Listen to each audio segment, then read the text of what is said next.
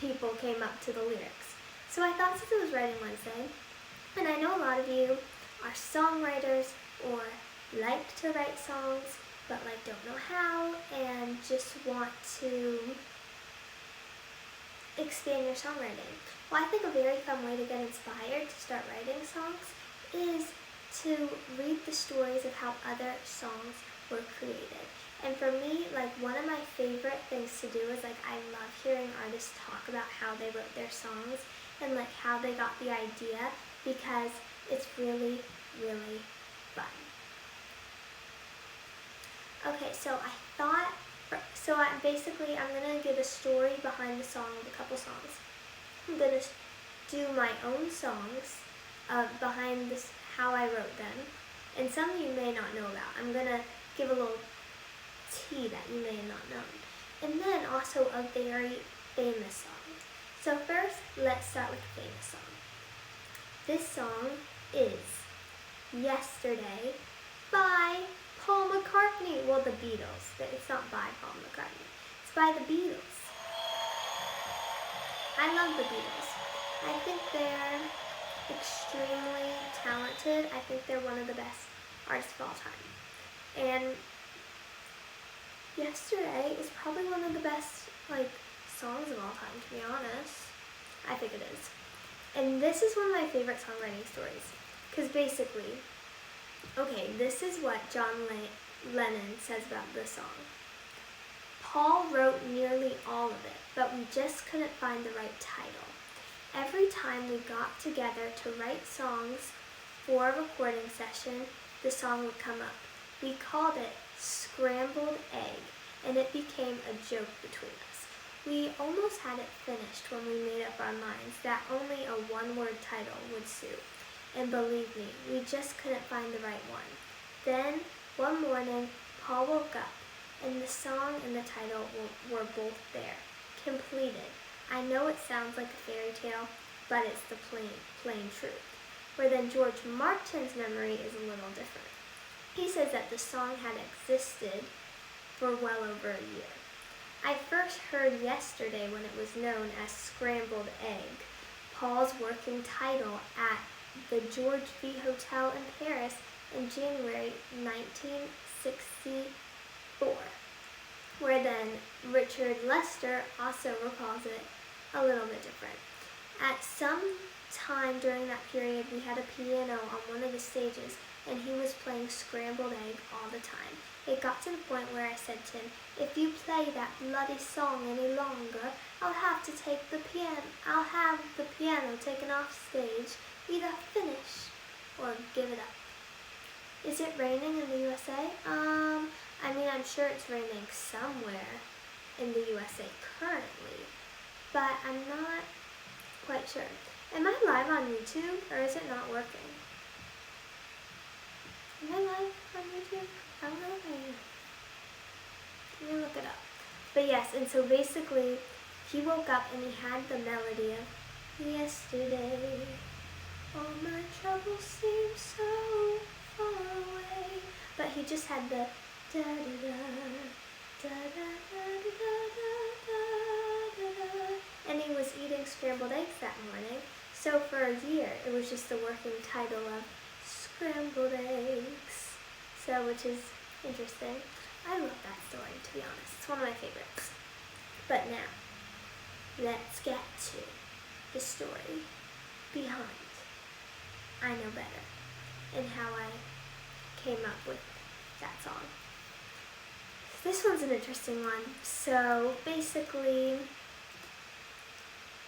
this guy, I was really into this guy, but he was very much a player, and he was also the type of person where, yes, he liked me, but he also liked every other girl that existed. Like, every other girl. And so, he really didn't want a serious relationship with me, I don't think. But I was kind of but then, and for a while I just really liked him and just kind of, went along with it. And, whatever, that's fine. He can like me and other girls. Whatever, he's cute, I like him. But then I kind of came to my senses and I was like, I know better than this. Like, I never want to be a girl who just lets a guy get away with treating me badly or lets them be a jerk and just lets them get away with it, because that's not cool. And I know better than that, you know? And so then I was just like, I was kind of like venting to my friend about it. And I was like, I know better than that. And when I said I know better, I was like, that's a cool song title. I should write a song called I Know Better, because I feel like that's kind of a funny title, because it's like, I know better. So that is how I came up with I Know Better, which is really fun. And now, TBH, the next story behind this song, I'm not gonna lie, it may ruin the song for you. And it's kind of sad because it's a song that uses my name. The song is Sweet Caroline. Do you know that song? Let me tell you something. When we went on that dating app a couple weeks ago, the amount of guys who texted me Sweet Caroline, like I can't. The amount, like 10, were like, Sweet Caroline. And I was like, that's weird. Okay. Especially when you hear the story behind how Sweet Caroline was written. So, Neil Diamond, who wrote the song, said he was a young broke songwriter in the 60s when he saw a cute photo of Caroline Kennedy in a magazine. And he said it was a picture of a little girl dressed to the nines in her riding gear next to her pony, he recalled. It was such an innocent, wonderful photo. I immediately felt there was a song in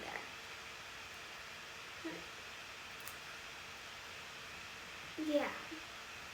At this time, Caroline Kennedy was about 12, and he wrote it. And he even performed the song via satellite at Caroline Kennedy's 50th birthday, where he kind of revealed that she was his muse. Okay. I understand you get muses in a lot of different ways, but it's a little creepy because the lyrics just aren't very appropriate for a song that he wrote about a 12-year-old. So, it's a little, you know, like warm touching, warm reaching out, touching me, touching you. How can I hurt when I'm holding you? I don't know. Kind of ruined the song for me, not gonna lie. So, yeah, that's great. And then all these guys text me Sweet Caroline all the time, and I'm like, what the heck? But whatever. Let's move on to the next song. Let's move on. We have a better story here somewhere. Ooh, the next song I'm going to share how I wrote it was We Should Break Up. Because this was a very interesting one because I actually didn't come up with the title for it, which is weird because I usually come up with like all my titles. But basically, I wrote a song called Drumroll, and it basically had the same meaning of We Should Break Up. It was just about like wanting to break up with somebody, and then at the end, well, basically what the song originally was, it was like me kind of debating in my head, like, should I break up with you, should I break up with you, and then at the end being like, we're done, we're over. And so I was working on it with a co-writer, and we were like writing the song, and then we were talking about it, and then he was like, maybe the song shouldn't be debating whether you're going to break up with somebody, but it should just be, we're done. And I said, yeah, that would be cool if it's just like, we should break up. Like, we're over, we should break up, we're done. Ugh, like, let's do that. I like that better. And when I said, we should break up, he was like, we should name the song We Should Break Up, because that's such a cool title. And I was like, oh my gosh, that's like the coolest song title ever. Yes! And so I was very excited. So, that's how We Should Break Up came about. And then this next song, okay, so obviously since we're talking about like songwriting and all that stuff, I had to talk about, oh hi, 1QP1 underscore, thank you for joining. Just talking about songwriting, I had to bring up Taylor Swift because she's like known for being a great songwriter. And this is how she wrote Mean and what the song Mean is about, which I love. It's one of my favorites because I actually love Speak Now. I really do. I know on my TikTok, I did like a Taylor Swift TikTok yesterday about like what your favorite Taylor Swift album is, and I didn't like mention Speak Now in it. Instead, I did like Reputation, Red, and Lover. But I do love Speak Now. I do. So these are Taylor's words herself. The song Mean is about, well, when you do what I do, which is put yourself out there for lots of people to say whatever they want about it. There are a million different opinions from a million different people. I get it that not everyone is going to like what you do, and I get that no matter what, you're going to be criticized for something, but I also get that there are different kinds of ways to criticize someone. There's constructive criticism, there's professional criticism, and then there's just being mean. There's a line that you cross when you just start to attack everything about a person. And there's one guy who just crossed the line over and over again. Just being mean and saying things that would ruin my day. Oh, I should not have served that. That is mean. This happens no matter what you do. No matter how old you are, no matter what your job is, no matter what your place is in life, there's always going to be someone who's just mean to you. Dealing with that is all you can control about the situation, how you handle it. Mean is about how I handle and sort of my mindset about this whole situation, which is very interesting because the song is about someday I'll be living in a big old city and all you're gonna be is me. So that's Taylor Swift's mindset, how to get rid of bullies and not care. Very insightful. Also, it is rumored that this song is about a blogger, a critic, who wrote poorly of her performance with Stevie Nicks at the 2010 Grammys. So basically he wrote a review of that performance, she saw it, and she was like, why are you so mean? And wrote the song Mean. I think that's a very good way to turn a negative situation into a positive situation. And I love that song. It's very fun. Now, this is how I wrote Simple. Okay, this is like one of my favorites because the song changed again. Because here's the thing with songwriting, every song's different. You know, like sometimes you'll get a song really easily, sometimes it takes a while, you just don't know. But this song, so basically I wrote a song called Simple as That when I was like really young, maybe 10. I don't remember quite the age, but something around then. And it was basically like, I'm done, simple as that, I'm done. Like it's so easy. It was, I'm taking myself out of the equation, simple as that, simple as that. That was how it went. I wrote it when I was like, yeah. That was like basically the whole song. And then I revisited it. I was like going through my old songs, and I revisited it a couple years later when I saw it, and it was weird because at the time I was going through this really weird, confusing, like on and off relationship where it was like we weren't on, but we weren't off, and we were in this very confusing zone where I had broken up with the person, but they were still very much in my life, and it was like I didn't feel like I could necessarily close that door and be like, I'm done with you and I'm never going to talk to you again, because I felt like, I still had to see them every day, like at school and stuff, so like I was still like talking to them all the time, and it's really hard because you don't want to be mean, and if somebody talks to you, you know, like, I'm not the type of person where if somebody comes to me at school and is like, hey, I'm not just gonna like not respond or be like. So it was a very difficult situation, but it was like really annoying and would make me honestly kind of like dread school every day. So it was super annoying, but that was what happened. And then I was like, I was kind of like salty towards the song because it was simple as that. I'm taking myself out of the equation. Like, everybody should leave. It's just simple. Like, just leave. But I was in this situation where it was like very complicated. I was mad at my own self. I was like, 10-year-old Caroline, you don't know. It's not that simple. It is not that simple. And so then I was like, I'm going to rewrite this song. And so then I changed it into, I don't want you back. I wish it was simple as that. So it turned into like, oh, I wish it was simple, but it's not simple. Even if you're miserable, even if it's toxic, it's not always easy to just leave, and can be super, super difficult. So that was how I wrote Simple, which was interesting. It was weird. I have this weird thing with a lot of my songs where I feel like I end up rewriting them, which is kind of weird, but I don't know why.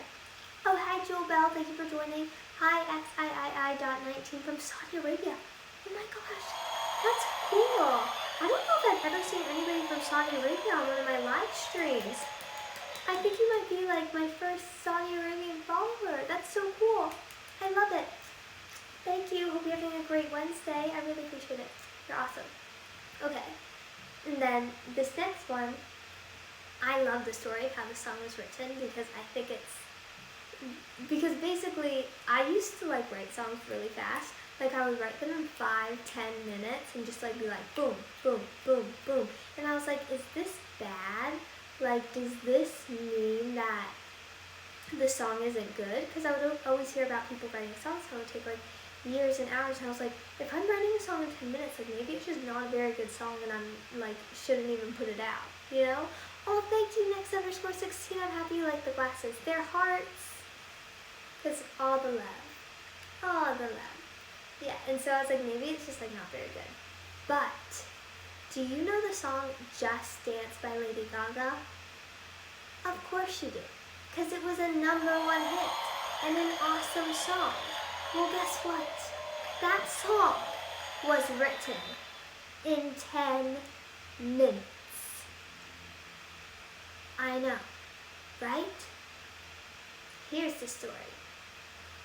In January 2008, Gaga had a goodbye party with her Lower Side friends of New York the night before someone from the label was to pick her up from the bar to the airplane. She then met Red1, her producer, who played her beat, and she started singing, I've had a little bit too much, and wanted a record about being drunk. After the song was created, they called Akon for a quick listening in the studio, and he was so impressed that he wanted to help Gaga and wrote a verse sung by Colby O'Donis on the final version. And then Gaga explained that she wrote the song in 10 minutes. She said, I was very hungover. I wrote the song in 10 minutes with Red1, and it was my first time being in a Hollywood studio. Very pristine, big, huge room with giant speakers. Okay, I think Lady Gaga is such a queen. Like, such a queen. The fact that the first time she was ever in the studio, she just like wrote a song in 10 minutes, that's amazing. I love her. And she also told another outlet, I was taken very quickly out of my party lifestyle. I wrote it instantly, like it flew out of my body. She explained in the same interview the meaning of the song, as if you've ever been so high that it's like scary. The only way you can deal with it is to not deal with it, so you just kind of dance through the intoxication. She further explained that it's about being drunk or high at a club, and you dance through it, like all you do through all the stretches of life when the obstacles come, dance through it. I love that song. I really do. Just dance, gonna be okay. And just dance. And I think that's really cool that she wrote it in 10 minutes as well. And now I'm just gonna go through this next song of the story that I wrote it very quickly because I think a lot of you might know. But my type. Okay, so this one's really easy. Basically, I had a really huge crush on this guy. I'd had a crush on this guy at this point for about 3 months. And then one day I went to school. Normal day, boring day. Didn't think anything interesting was going to happen. I was in chemistry class. And by the way, I'm terrible at chemistry. It's my worst subject. And if you don't believe me, check out my trivia music video for my type where I take a chemistry quiz and get a nice 3 out of 10. I'm awful at chemistry. But you know what? I redeemed myself because I took an American history test and I actually got a 9 out of 10, so good for me. But yeah, chemistry, not my thing. So I was in chemistry class, like my least favorite class. But it was kind of a good class because the crush was in the class. And basically we were doing a group projects. And so the teacher was pairing us with our partners. And I got paired with my crush. And it was like the best thing ever. And I was so excited. And like I said, at the time, this was like a very puppy dog crush. Like kind of embarrassing crush. Like really embarrassing. Because I just liked him so much. It was like, I don't even know what was wrong with me. But yeah. And so I liked him so much. And so I was like, I'm actually going to get a chance to speak to him and talk to him and get to know him. And we're gonna have to do stuff and hang out outside of school. Like I have to make the best of this situation because to me this guy is just my type. He is so perfect and amazing. And so that day I went home and I wrote just my type. Now called my type, but at the time my type, and that was how I wrote my type. And now I thought I would end this live stream by doing something really fun.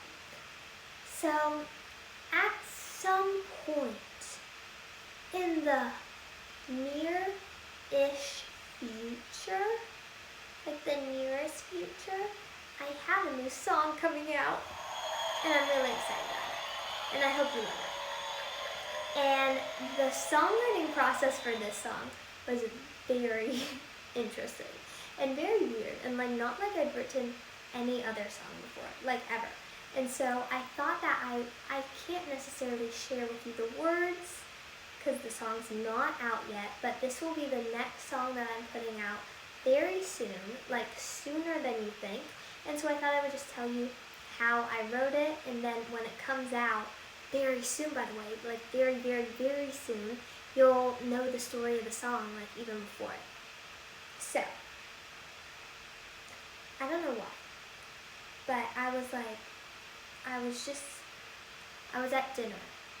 was sitting at dinner, and I wasn't really paying attention to anything that anybody was saying. It was a group dinner with a lot of people, and it was the type of thing where I should have been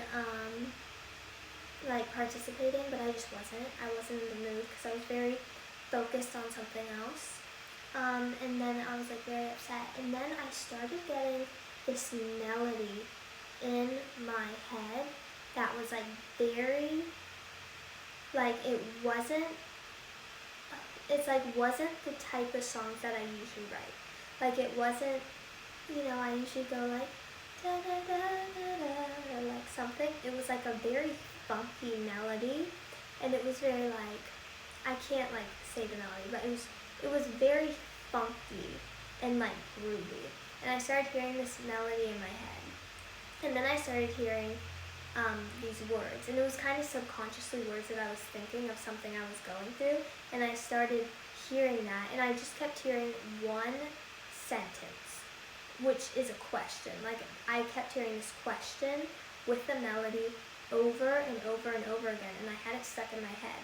And in my head, it sounds weird, but in my head, I could hear Michael Jackson singing the song, and I was did I just make this up and this is an awesome song? Because if I just made this up, I need to write this, or is this a Michael Jackson song that I forgot about? Because I was really excited, I just had this amazing idea, but I was wait, is this a Michael Jackson song? So I literally went home that night. I listened to Michael Jackson's whole discography to to make sure that I wasn't like hallucinating and going crazy and just like thinking that I wrote a Michael Jackson song, because it was so weird. Usually, like, if I write a song, like, I hear my own voice singing it, or like I sing it, but it was Michael Jackson's voice, and it was like so weird. And so then I listened to his whole discography, and I was like, no, this isn't a Michael Jackson song. We gotta write this.